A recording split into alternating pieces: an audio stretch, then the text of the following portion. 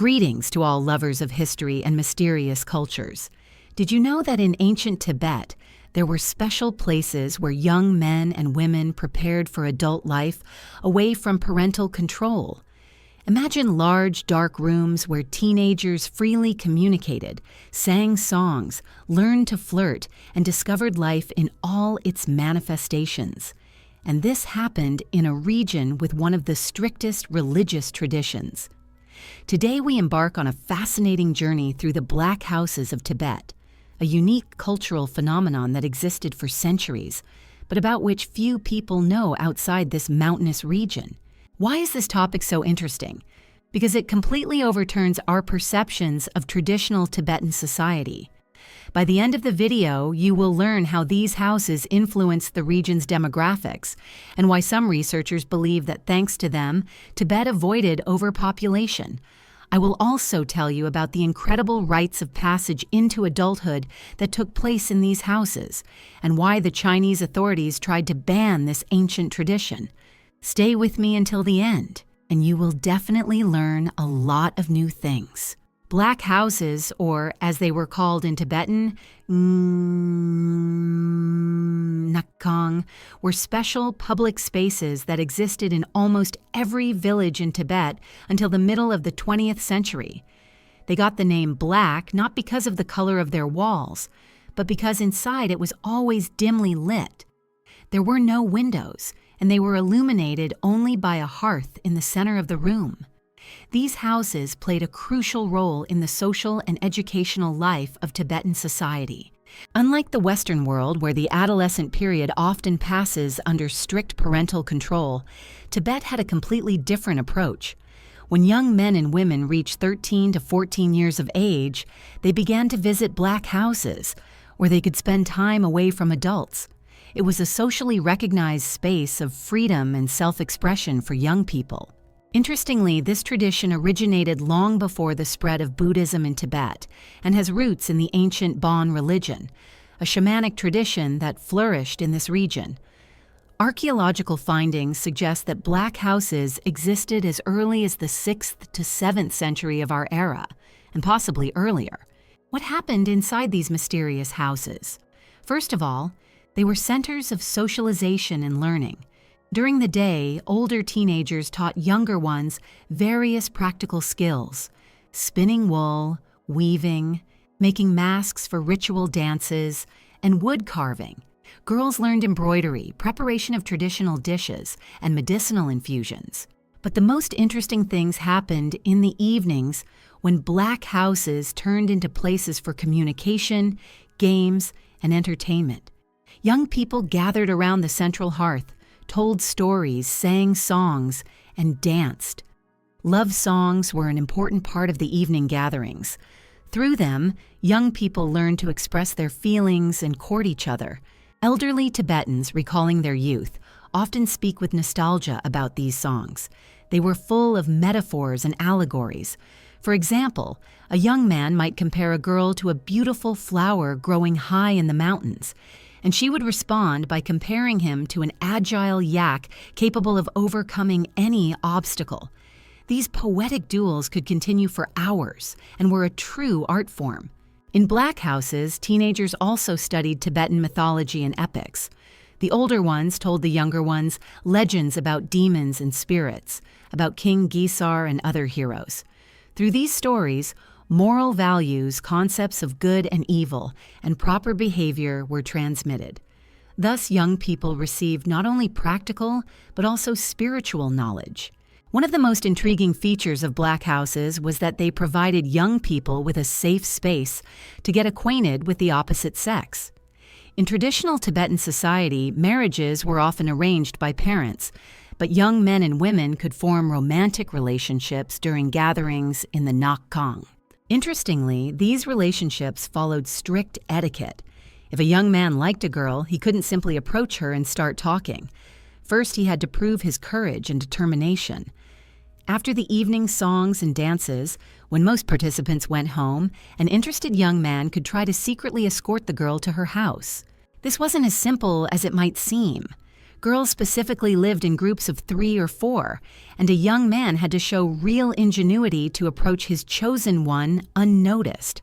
Often, young men overcame serious obstacles, climbing over high fences, making their way through thorny bushes, or even swimming across mountain streams.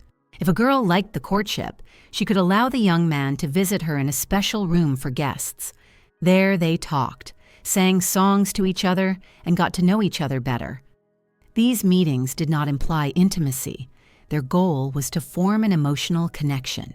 It is important to note that, contrary to popular Western belief, black houses were not places of promiscuity. On the contrary, they taught young people responsible attitudes toward love and partnership.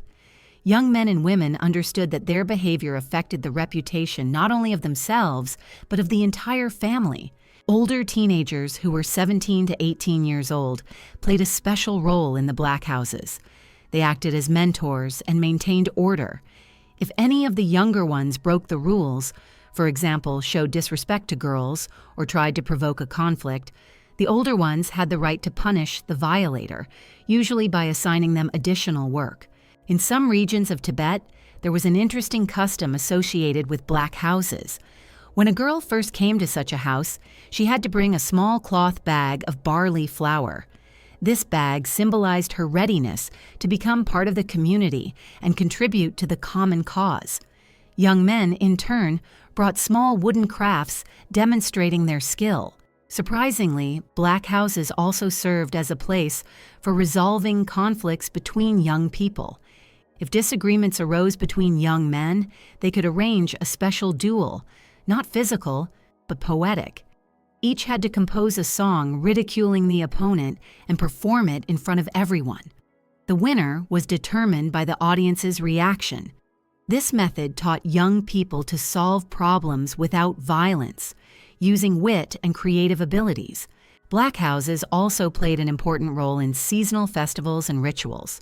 For example, during the Tibetan New Year, Losar, young people prepared special performances, masked dances depicting the struggle between good and evil spirits. These performances were later shown to the entire village, and they had not only entertainment but also ritual significance. They were believed to drive away misfortunes and attract prosperity in the coming year.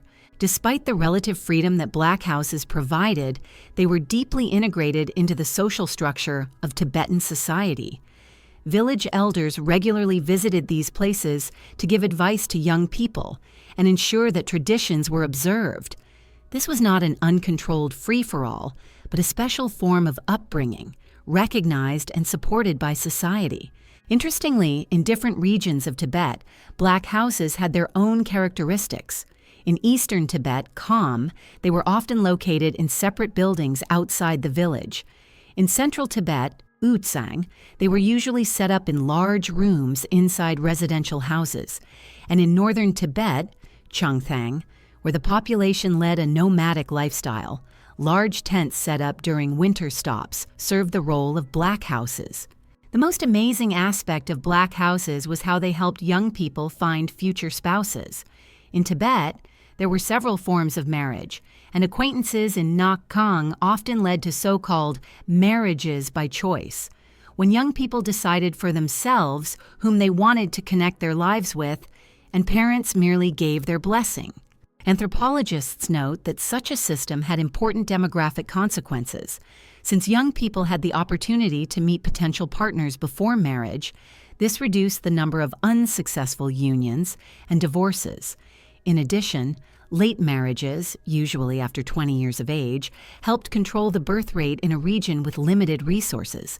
With the advent of Chinese rule in Tibet in the 1950s, the tradition of black houses began to disappear. The new authorities viewed them as a remnant of the feudal past and actively fought against them. By the 1970s, most nak-khangs were closed, and young people were directed to official schools and youth organizations. However, in some remote regions of Tibet, this tradition continued to exist underground. And in recent decades, with some softening of cultural policy in China, individual villages have begun to revive black houses. no longer as educational centers, but as a way to preserve cultural heritage and attract tourists. Today, many Tibetan activists and cultural scientists call for preserving and studying the tradition of black houses as a unique pedagogical experience. They note that this system gave young people the opportunity to smoothly transition from childhood to adult life, master necessary skills, and form healthy relationships with the opposite sex. What can we learn from the experience of black houses today? Perhaps the main lesson is the importance of creating safe spaces where teenagers can socialize, experiment, and learn under the unobtrusive guidance of elders. In the modern world, where young people often find themselves left to their own devices in virtual space, such experience seems particularly valuable. So, we have taken a fascinating journey into the world of Tibetan black houses, unique spaces where teenagers learned about adult life. We have learned how these houses helped young people master practical skills, form relationships, and become full-fledged members of society. What do you think? Could a similar tradition take root in the modern world? Which elements of the Tibetan upbringing system seem useful to you, and which seem outdated? Share your thoughts in the comments. I'm very interested to know your opinion. If you like this video, don't forget to like it. It really helps the channel grow. Subscribe and click the bell so you don't miss new episodes about unusual traditions of peoples around the world. And if you have friends interested in history and culture, share this video with them. In upcoming episodes, we will continue to explore the amazing educational traditions of different peoples. And believe me, you are in for many surprises and discoveries. Stay with us and remember, getting to know other cultures not only broadens your horizons, but also helps you better understand yourself. Until next time.